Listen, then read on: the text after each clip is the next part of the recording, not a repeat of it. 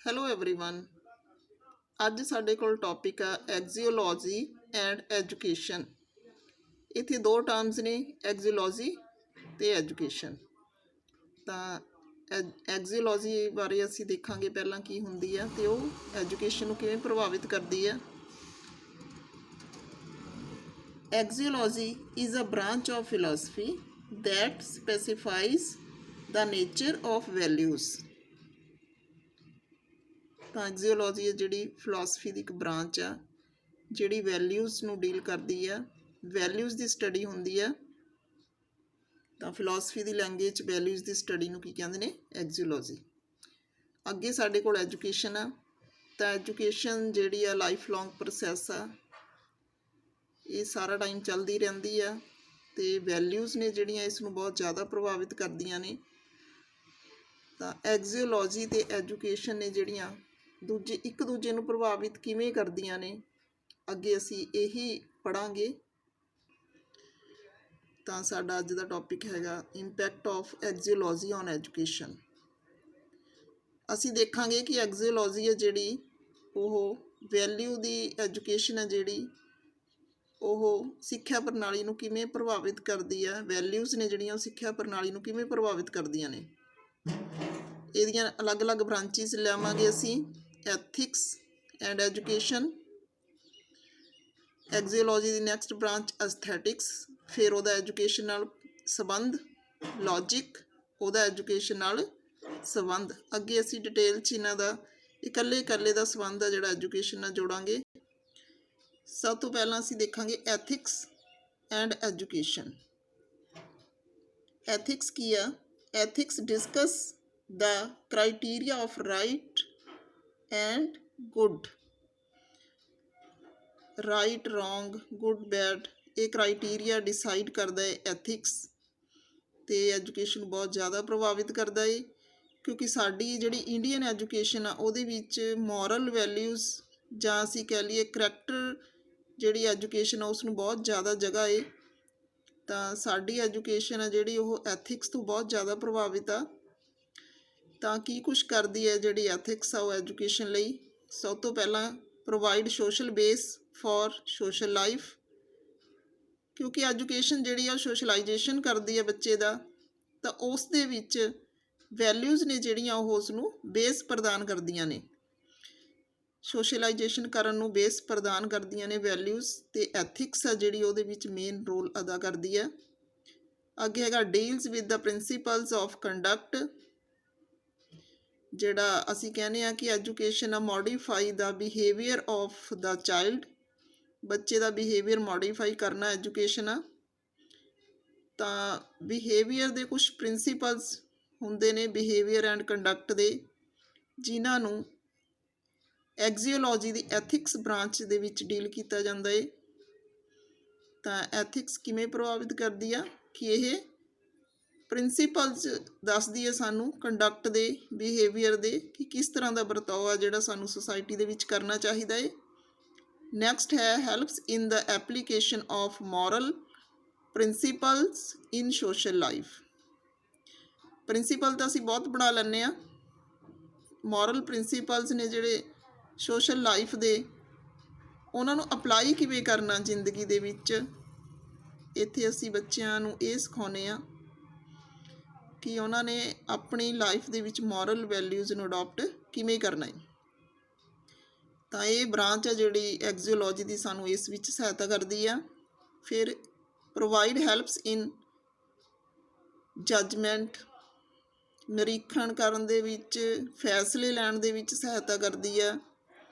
Right wrong good bed ਸਾਰੇ ਜਿਹੜੇ judgement ਆ ਸਾਨੂੰ ਲੱਗ ਜਾਂਦੀ ਹੈ। ਤਾਂ ਐਥਿਕਸ ਹੀ ਹੈ ਜਿਹੜੀ ਐਜੂਕੇਸ਼ਨ ਨਾਲ ਮਿਲ ਕੇ ਵਿਅਕਤੀ ਨੂੰ ਚੰਗੀ ਜੱਜਮੈਂਟ ਕਰਨ ਦੀ ਇਹ ਕਹਿ ਲਓ ਕਿ ਤੁਸੀਂ ਹੁਨਰ ਪੇਸ਼ ਕਰਦੀ ਆ, ਹੁਨਰ ਦਿੰਦੀ ਆ, ਸਕਿੱਲ ਸਿਖਾਉਂਦੀ ਆ। ਅੱਗੇ ਹੈਗਾ ਐਸਥੈਟਿਕਸ ਐਂਡ ਐਜੂਕੇਸ਼ਨ। ਜੇ ਹੁਣ ਅਸੀਂ ਐਸਥੈਟਿਕਸ ਨੂੰ ਦੇਖੀਏ ਤਾਂ ਐਸਥੈਟਿਕਸ ਕੀ ਆ? ਦਿਸ ਡਿਸਕਸ ਦਾ nature and criteria of beauty. ਤਾਂ ਇਸ ਵਿੱਚ ਬਿਊਟੀ ਦੀ ਨੇਚਰ ਅਤੇ ਕ੍ਰਾਈਟੀਰੀਆ ਡਿਸਕਸ ਕੀਤਾ ਜਾਂਦਾ ਹੈ ਕਿ ਸੁੰਦਰਤਾ ਕੀ ਹੁੰਦੀ ਹੈ। ਇਹ ਐਜੂਕੇਸ਼ਨ ਨੂੰ ਕੀ ਦਿੰਦੀ ਆ, ਪ੍ਰੋਵਾਈਡ ਬੇਸ ਟੂ ਲਿਟਰੇਚਰ। ਜੋ ਵੀ ਲਿਟਰੇਚਰ ਆ ਸਾਡਾ, ਪੁਰਾਤਨ ਇਤਿਹਾਸ ਆ ਜਾਂ ਲਿਟਰੇਚਰ ਆ ਸਾਡਾ, ਸੰਸਕ੍ਰਿਤੀ ਆ ਸਾਡੀ, ਉਸ ਨੂੰ ਬੇਸ ਪ੍ਰਦਾਨ ਕਰਦੀ ਆ। ਕਲਚਰ ਨੂੰ ਸਟਰੈਂਥ ਪ੍ਰਦਾਨ ਕਰਦੀ ਆ। Provide base to art, art ਨੂੰ ਬੇਸ ਪ੍ਰਦਾਨ ਕਰਦੀ ਆ। ਆਰਟਿਸਟਿਕ ਨੇਚਰ ਆ ਜਿਹੜੀ ਬੱਚਿਆਂ ਦੀ ਬਣਾਉਂਦੀ ਆ। ਦੇਖੋ ਲਿਟਰੇਚਰ ਅਤੇ ਆਰਟ ਨਾਲ ਜੋੜਨਾ ਬੱਚਿਆਂ ਨੂੰ ਕਾਫੀ ਜ਼ਿਆਦਾ ਮੁਸ਼ਕਿਲ ਹੁੰਦਾ ਏ, ਕਿਉਂਕਿ ਬਾਕੀ ਚੀਜ਼ਾਂ ਤਾਂ ਬੱਚੇ ਸਮਝ ਲੈਂਦੇ ਨੇ, ਤਾਂ ਇਹ ਜਿਹੜੇ ਬਿਊਟੀ ਵਾਲਾ ਕੰਸੈਪਟ ਆ ਉਹ ਅਸੀਂ ਐਸਥੈਟਿਕਸ ਦੀ ਮਦਦ ਨਾਲ ਹੀ ਐਜੂਕੇਸ਼ਨ ਦੇ ਵਿੱਚ ਬੱਚਿਆਂ ਨੂੰ ਸਿਖਾ ਸਕਦੇ ਹਾਂ। ਤਾਂ ਹੀ ਉਹਨਾਂ ਦੀ ਆਊਟਲੁੱਕ ਆ ਜਿਹੜੀ ਲਿਟਰੇਚਰ ਵਾਲੀ ਅਤੇ ਆਰਟ ਵਾਲੀ ਬਣਦੀ ਹੈ। ਫਿਰ ਹੈ ਪ੍ਰੋਵਾਈਡ ਜਜਮੈਂਟ ਆਫ ਬਿਊਟੀ। ਸੁੰਦਰ ਕੀ ਆ, ਇਸ ਦੀ ਜਜਮੈਂਟ ਕਰਵਾਉਂਦੀ ਹੈ ਬੱਚੇ ਨੂੰ। ਅੱਗੇ ਸਾਡੇ ਕੋਲ ਹੈ ਲੌਜਿਕ ਐਂਡ ਐਜੂਕੇਸ਼ਨ। ਲੌਜਿਕ ਤੁਸੀਂ ਸਾਰੇ ਹੀ ਜਾਣਦੇ ਹੋ, study of truth. Logic studies truth. The subject matter of logic include the methods of judgment, types of hypotheses, definitions, comparisons, divisions, classifications, and fundamental laws of thought। ਤਾਂ ਅਸੀਂ ਦੇਖਦੇ ਹਾਂ ਕਿ logic ਕਿਹਦੇ ਨਾਲ ਰਿਲੇਟਡ ਆ, ਥਿੰਕਿੰਗ ਨਾਲ related ਆ। ਇਸ ਦਾ ਕ੍ਰਾਈਟੀਰੀਆ ਹੈ ਜਿਹੜਾ ਉਹ ਤਰਕ ਵਿਤਰਕ, ਰੀਜ਼ਨਿੰਗ।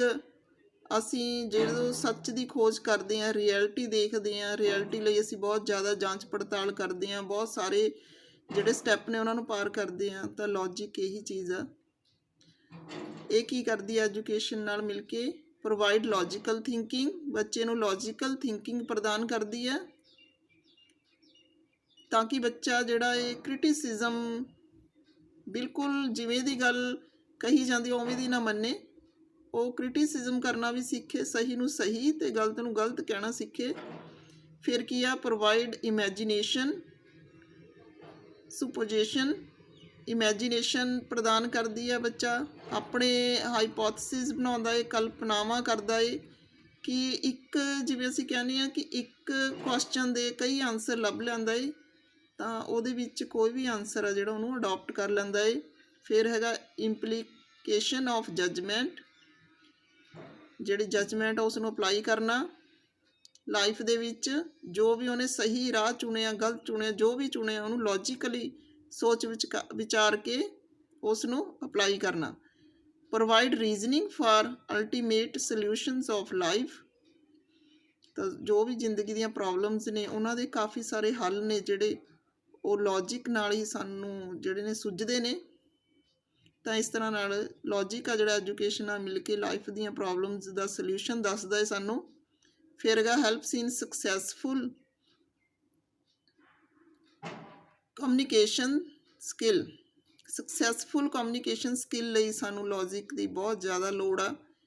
ਤਾਂ ਲੌਜਿਕ ਅਤੇ ਐਜੂਕੇਸ਼ਨ ਨੇ ਜਿਹੜੇ ਉਹ ਇੱਕ ਦੂਜੇ ਨੂੰ ਪ੍ਰਭਾਵਿਤ ਕਰਦੇ ਨੇ।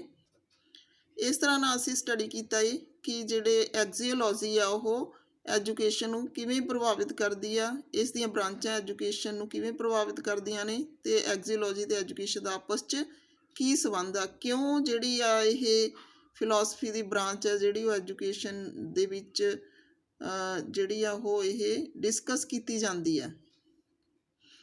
ਤਾਂ ਅੱਜ ਦੀ ਵੀਡੀਓ ਵਿੱਚ ਇੰਨਾ ਹੀ ਕਾਫੀ। Thanks all of you.